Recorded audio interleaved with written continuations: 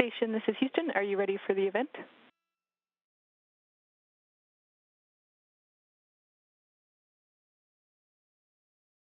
NPR, this is Mission Control Houston. Please call station for a voice check. Control Houston, please call station for a voice check. Gina Barber with NPR Shortwave Podcast. How do you hear me? Shortwave Podcast. How do you hear me? Hi, Regina. I've got you now. I've got you loud and clear. How me? Yeah, you sound great. I hear some of myself echo back a little. I hear some of myself echo back though, a little.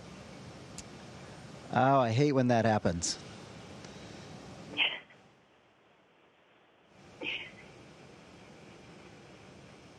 I'm not is sure it on your end, or is it, I don't know, Maggie might help us out?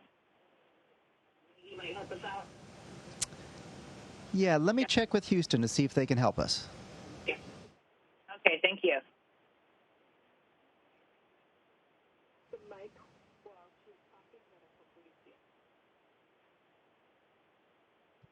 Okay, Regina, it might have been my fault. Go ahead and give it a try now.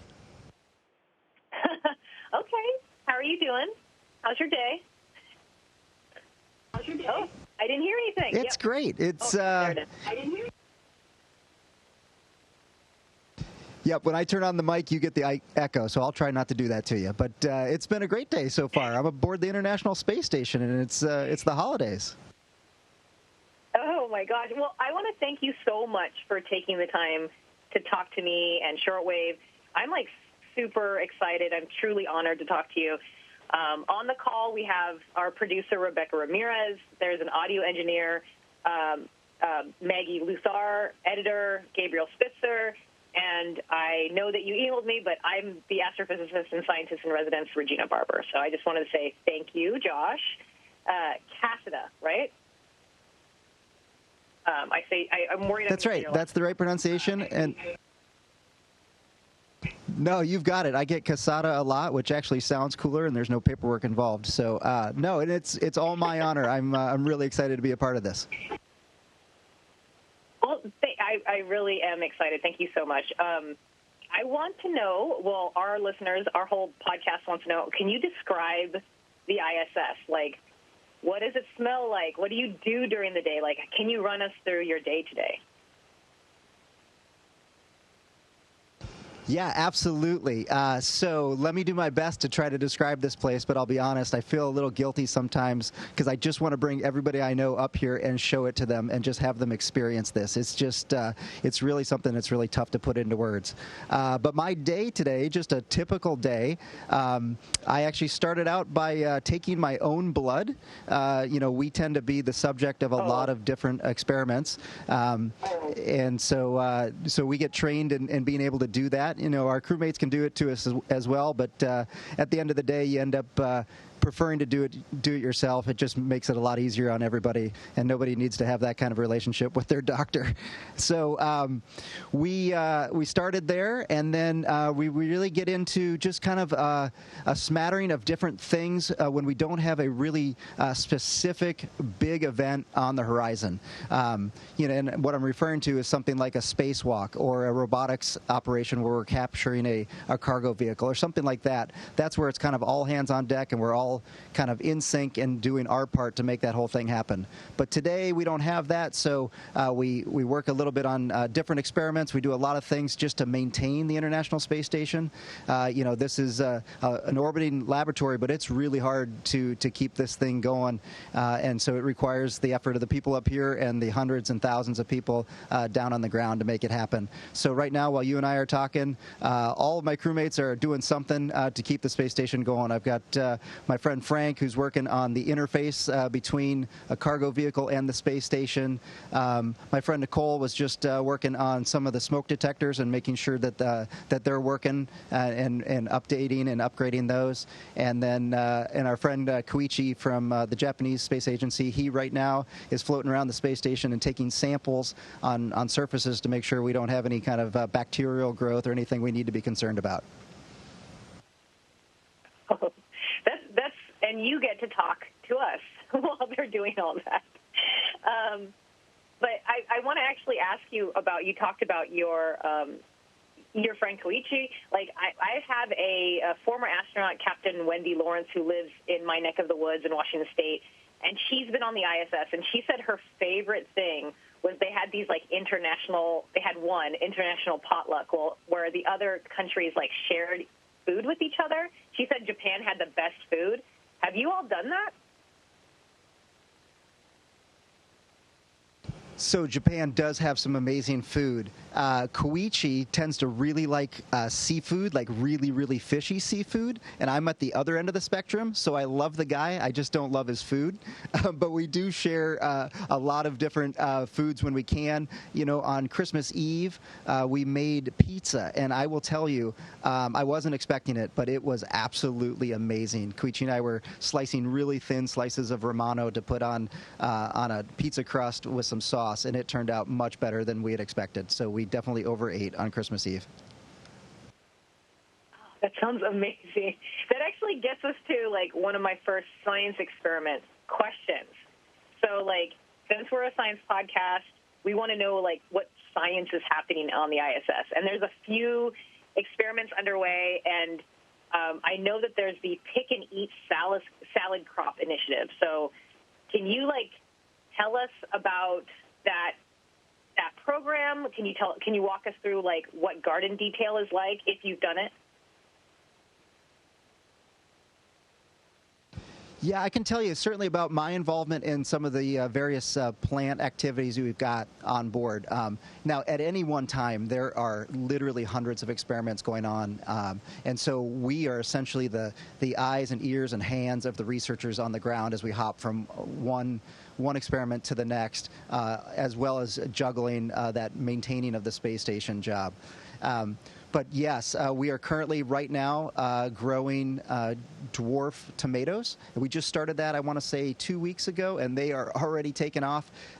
What's really interesting there is we're using a variety of different lighting and soil conditions so that we can optimize that for future missions. I'll tell you, we get really excited when we get fresh fruit and vegetables that come up on a cargo vehicle. And so to be able to do that in situ is going to be a huge, huge, not only moral boost, but also a nutritional boost for future crews.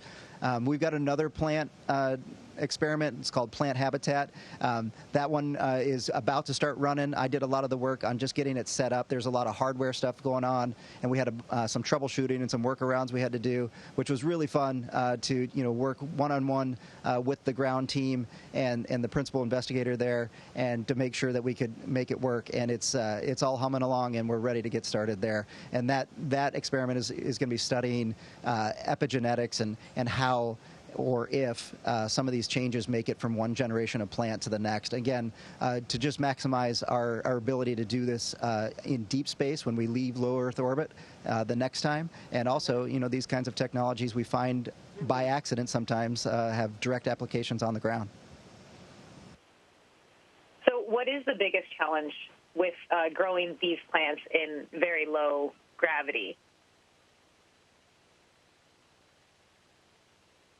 The first time I took these out and essentially started the process, they come up in pillows of different kinds of soil, and I think it's containing that soil. It doesn't take much to have just a little bit of a hole there, and then the soil starts coming out, and so I had to be a little bit proactive on making sure that stuff just didn't get all over the cabin. As you can imagine, it can get to be a mess in a hurry. Now our filters tend to pick all that stuff up, but we try not to get any extra in there if we don't need to. How do the plants grow in this low microgravity? Do they grow differently than they do on Earth? It's really early for me to say, but they seem to be sprouting up just opposite of their soil, which is, I guess, what we expect. But maybe there's not going to be a tendency to go what we're used to, opposite of the gravity vector. So I'm interested to see how these vines start to grow. But again, we're really early into the program. But to see some green leaves where there didn't used to be any, that's pretty exciting. So since you're so early into the program, have you not tasted or eaten any of the crop? Nope, they're coming, and I'm hoping we're still here when it comes to be harvest time. Yeah, that would be fun. But next up, let's talk about physics, because I'm guessing that may be what you're most excited about, since we're both physicists. What kind of physics experiment are you doing up in the ISS, and what are you most excited about? Well, I'll tell you, Regina, the experiments that I'm most excited about, of course, yeah, you guessed it. I'm a little biased here towards some of the more fundamental physics experiments. Not that the others aren't exciting, they just aren't where I grew up. But there are, let's see, 3 or so that really pique my interest. We don't tend to interact with them. That's a little bit of a problem for me. It's great for the researchers, because if we're interacting with them, that means that something is probably broken. And I can't say that I'm hoping that anything breaks and we get to fix it, but I probably wouldn't be too brokenhearted about it. But my favorite one is the alpha magnetic spectrometer. It's a big detector that's on top of the space station, and what it's doing is it's just sifting cosmic rays, and it's looking for signatures of antimatter and dark matter. And it's gotten some really exciting physics results in that we found this excess of positrons, which, as you know, as a physicist, when you find something that's unexpected, it's a signature potentially of new physics, and that is always exciting in our line of work. Another one that I really like is the Cold Atom Lab, which is really very much the same kind of atom trap that we've got on the ground, but the beauty is we've got it up here, and so we don't have to put any energy into holding these atoms, these really cold atoms, in their location. And so that means we can get down to really, really cold temperatures, and the dwell time of those atoms interacting is fairly significant, like on order of 10 or 20 seconds, which is really a benefit that we can't really experience in 1G. Yeah, without dropping it. So the cool thing for me is, that's an experiment where you can see quantum mechanics happening on the macroscopic level. We've got a Bose-Einstein condensate, and you can see the quantum mechanics happening. And so I'm really excited about that one. And then the other one that really gets me excited is more in your neck of the woods, and something that maybe someday I can get into astronomy and astrophysics, but is the NICER experiment. It's this really cool X-ray telescope that, again, is out in the neighborhood of the AMS on top of the space station. And it's doing really detailed analyses of neutron stars, where the density is so high that we've got all 4 of the fundamental forces at play interacting, and it's just a really cool experiment that they've even leveraged into an experiment I think that they called Sextant, which is a really cool acronym that they probably had to force pretty hard, but it's kind of a proof of concept for spacecraft navigation via pulsars, rotating neutron stars, which is just really kind of science fiction kind of stuff that gets me really excited. Like navigation, like using those as like points in space to navigate. Wow. So what does it stand for? Well, we can look it up. But you were saying that you want to know more about astrophysics. You're actually in space, so you've already, you've passed me. But and I wanted to ask you about your spacewalk. Like, I just watched you and Frank go on a spacewalk recently, 7 hours long. Can you tell us what that was like?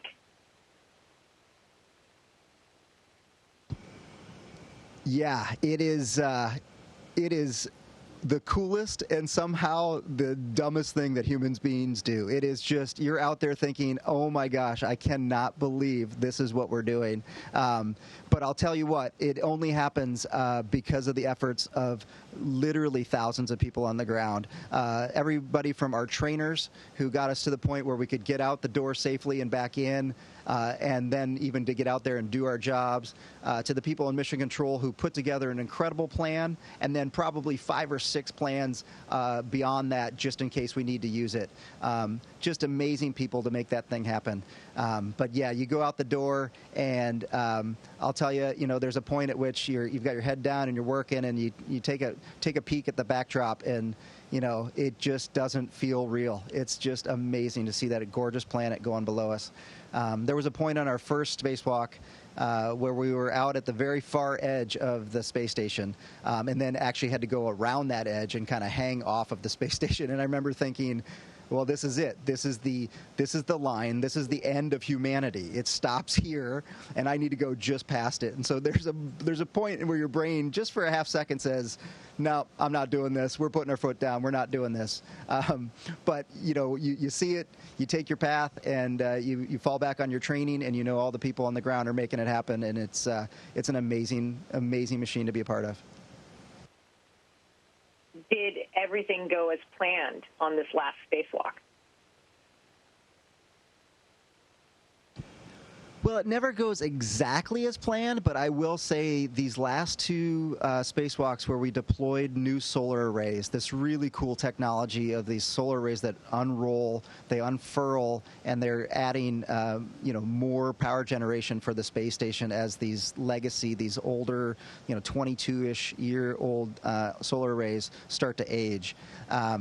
And so, yeah, things tended to go really, really well in those last two. Again, because the team put together an amazing, amazing plan that we were able to get very, very familiar with and go execute. And there were a couple times when Frank and I had to get a little creative and to get those things, this giant solar array, to get it mounted. That took a lot of coordination between the two of us. And he was working one end, I was working the other, and it worked out really well for us. And we couldn't be happier, because it's that kind of stuff that helps us do the science here on the space station. Maybe I'm not directly interacting with the AMS and the Cold Atom Lab and NICER, but at least we're providing power for those experiments.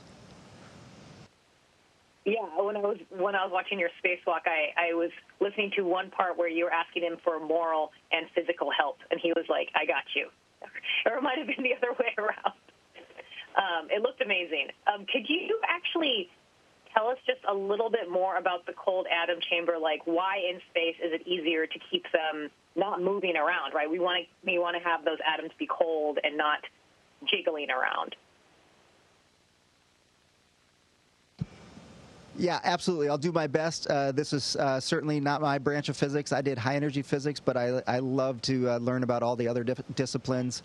And it does, when you're doing this in 1G on the ground, you need to suspend this condensate within the chamber, because as soon as it gets away from where it should be, it's going to decompose, and it's actually going to interact with the chamber itself. And so you need to put energy into the system to hold it there. And the beauty is up here, it takes a lot less energy, and therefore you can get to a much colder temperature because you don't need to fight to hold it in the middle of the chamber. Like right now, as you and I are talking, I'm just floating.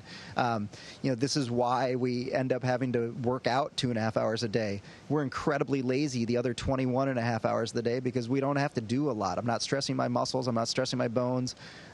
If I forget something in another module, it's not like at home where you forget something and you think, oh man, I don't want to go back upstairs. Up here, it takes barely a push of the finger and you're in another module. So that ability to just exist without having to put energy in the system is how we get to such low temperatures on the Cold Atom Lab.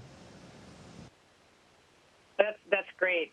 I like the visual. I mean, I'm sad I can't see you now. I'll see you probably recording later of you floating.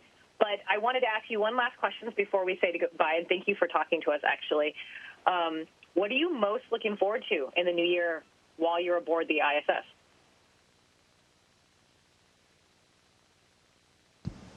I'll tell you what we were able to do in that spacewalk campaign was to make the space station a little bit better than when we found it, and that's going to continue.